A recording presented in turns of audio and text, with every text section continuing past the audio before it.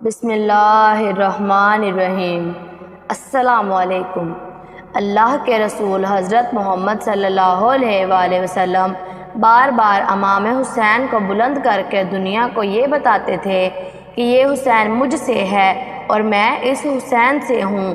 اے لوگو، اگر حسین پہ کوئی مشکل وقت آ جائے اور یہ تم سے مدد طلب کرے تو اس کا ساتھ دینا، کیونکہ یہ جنت کے جوانوں کا سردار ہے، میرا خون ہے، میری اولاد ہے۔ لیکن افسوس، ابھی رسول اللہ کی رحمت کو تھوڑا وقت ہی گزرا تھا کہ کربلا کے میدان میں ایک طرف 9 لاکھ کا مجمع تھا تو دوسری طرف وہ حسین جس کو اللہ کے رسول اپنے کندھوں پر سوار کیا کرتے تھے۔ امام حسین علیہ السلام اپنے نانا کی امت سے بار بار کہتے رہے کہ کیوں میرا راستہ روکا ہے؟ اے لوگو، پہچانو، میں تمہارے نبی کا نواسا ہوں۔ کیوں 3 دن سے میرے بچوں کو پیاسا رکھا ہے؟ کیوں میرے عزیزوں کو شہید کیا ہے؟ بتاؤ، کیا میں نے رسول اللہ کی شریعت میں ترامیم کی ہے؟ کسی انسان کا حق کھایا ہے؟ کسی انسان پر ظلم کیا ہے؟ اتنے میں فوج یزید ایک آواز میں کہنے لگی، اے حسین، ہم سب تجھے تیرے بابا علی کے بغض میں قتل کر رہے ہیں تاکہ یزید ہماری جھولیاں دولت سے بھر دے۔ امام حسین علیہ السلام نے فرمایا، اے لوگو، آج جس اسلام کا علم تمہارے ہاتھوں میں بلند ہے، یہ علم میرے بابا علی نے بلند کیا۔ مت بھولنا، خیمہ خندق میں اگر علی نہ ہوتے تو اسلام کی فتح ناممکن تھی۔ وہ علی جس نے پوری زندگی اسلام کی تبلیغ کی حق کو بلند کیا، رسول اللہ کی حفاظت کی، اور اس علی کو یہ اجر دے رہے ہو۔ اے لوگو، بتاؤ، اللہ کے رسول نے بار بار میرے بابا علی کا ہاتھ بلند کر کے فرمایا تھا کہ جہاں حق ہوگا وہاں علی ہوگا، اور جہاں علی ہوگا وہاں حق ہوگا، اور آج علی اور اولاد رسول کو یہ سزا دے رہے ہو۔ اتنے میں یزید کی فوج کے سپہ سالار نے دیکھا کہ کہیں فوج میں بغاوت نہ ہو جائے۔ کہا، اے شمر، کیا دیکھ رہے ہو؟ حملہ کرو۔ بس لاکھوں کی فوج نے جب رسول اللہ کے نواسے پر حملہ کیا، امام حسین علیہ السلام نے اللہ کا نام لیا اور تلوار کو نکالا۔ تاریخ گواہ ہے، ایک طرف لاکھوں کا مجمع اور ایک طرف 3 دن کا بھوکا پیاسا حسین ابن علی ہے۔ زمین پہ اس طرح کی جنگ پہلے کبھی نہیں دیکھی تھی کہ تنہا انسان لاکھوں کے مجمع کو اس طرح سے پار کر رہا ہے کہ فوج عشقیہ واپس پلٹ کے بھاگنے لگی۔ امام حسین نے فوج یزید سے مخاطب ہو کر فرمایا، 3 دن کے بھوکے کی جنگ دیکھو، 3 دن کے پیاسے کی جنگ دیکھو، رسول کے اس نواسے کی جنگ دیکھو، اس کی جنگ دیکھو جس کا جوان بھائی مارا گیا، جس کے جوان بیٹے کو نظروں کے سامنے قتل کیا گیا، جس نے اپنے ہی ہاتھوں سے اپنے بچے کی قبر بنائی۔ امام حسین شیر کی طرح فوج یزید سے لڑ رہے ہیں۔ اتنے میں غائب آواز آتی ہے، حسین، تیرا اللہ تجھ سے راضی ہوا، بس صدا کا سننا تھا۔ امام حسین علیہ السلام نے اپنی ذوالفقار کو تھام لیا۔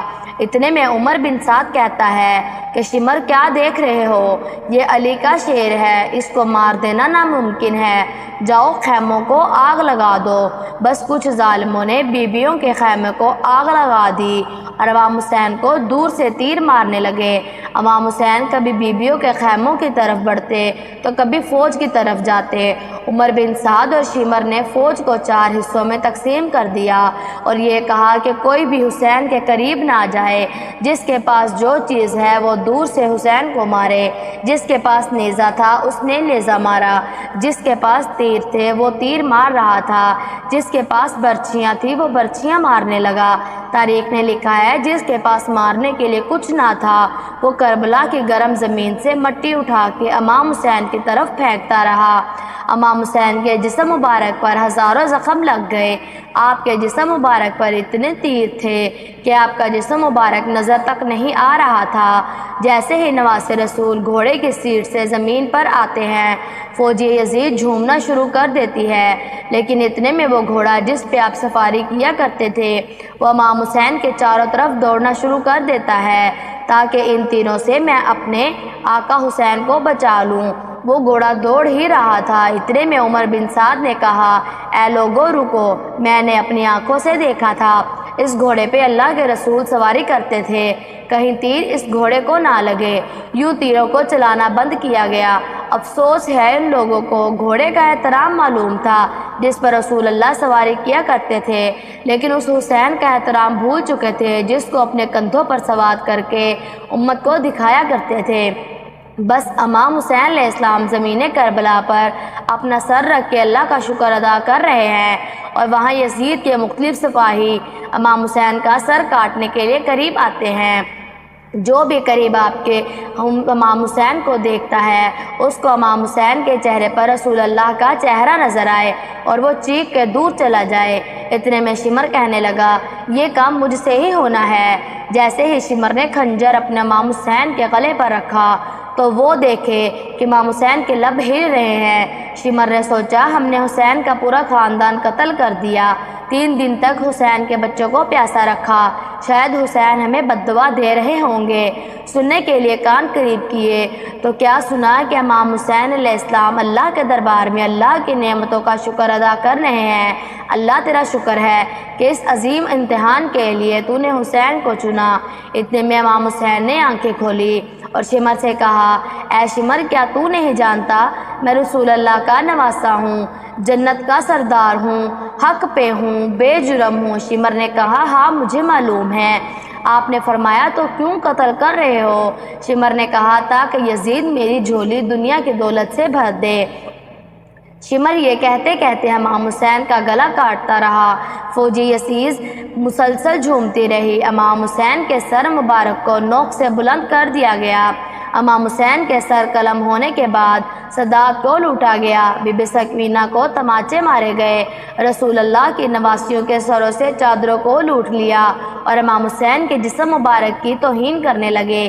تاریخ نے لکھا ہے کہ امام حسین کے جسم پر جو جو چیزیں تھیں ان کو لوٹنے لگے۔ اتنے میں ایک شخص امام حسین کے قریب آیا۔ امام حسین کے ہاتھ میں ایک انگوٹھی پہنی تھی، اتارنے کی کوشش کرنے لگا۔ جب نہ اتری تو وہ ظالم انگوٹھی کاٹ کے لے گیا۔ آپ کے جسم مبارک کو رسیوں سے باندھا گیا، کربلا کی گرم زمین پر ادھر سے ادھر پھیرا گیا۔ اتنے میں عمر بن سعد نے کہا، اے شمر، حسین اور اس کے ساتھیوں کی لاش کا وہ حشر کرتے ہیں کہ رہتی دنیا تک کوئی بھی یزید کے خلاف آواز نہ اٹھائے، جبکہ سب کے جسموں سے سروں کو کاٹ لو اور سب کی لاشوں کو پامال کر دو۔ زمین کربلا گواہ رہے کہ کہیں سے کوئی قبیلہ اٹھ کے آتا ہے اور کہتا ہے ہم لاشوں کو پامال نہیں ہونے دیں گے، پھر ام لیلہ کا قبیلہ کہتا ہے ہم علی اکبر کا لاشا پامال ہونے نہیں دیں گے، کہیں بی بی رباب کا قبائل آ کے کہتا ہے کہ ہم علی اصغر کی لاش کو پامال ہونے نہیں دیں گے۔ ایک ایک شہید کی لاش پامال ہونے والی جگہ سے ہٹائی گئی۔ تاریخ گواہ ہے کہ رسول اللہ کا نواسہ کربلا کی گرم زمین پر پڑا اور مغرب کے گھوڑے مشرق کی طرف اور مشرق کے گھوڑے مغرب کی طرف دوڑتے رہے۔ امام حسین کا جسم پامال ہوتا رہا۔ امام جعفر صادق علیہ السلام فرماتے ہیں، میرا سلام ہو میرے اس غریب دادا پر جس کی لاش کو اس طرح سے پامال کیا گیا تھا۔ ان کی دائیں پسلیاں بائیں پسلیوں کی طرف چلی گئی اور بائیں پسلیاں دائیں پسلیوں کی طرف چلی گئی، جن کا سینہ اور پشت ایک ساتھ ہو گئے۔ سلام ہو میرا دادا حسون پر جس کے جسم مبارک کے ٹکڑوں کو زمین کربلا پر بکھیرا گیا۔ امید کرتے ہیں کہ آپ کو ہماری آج کی ویڈیو ضرور پسند آئی ہوگی۔ ہمارے چینل پر اس طرح کی معلوماتی ویڈیوز اپلوڈ کی جاتی ہیں، لہٰذا ہمارے چینل کو سبسکرائب کر لیں۔ شکریہ۔ اللہ تبارک و تعالی آپ کے علم میں اضافہ کرے، آمین۔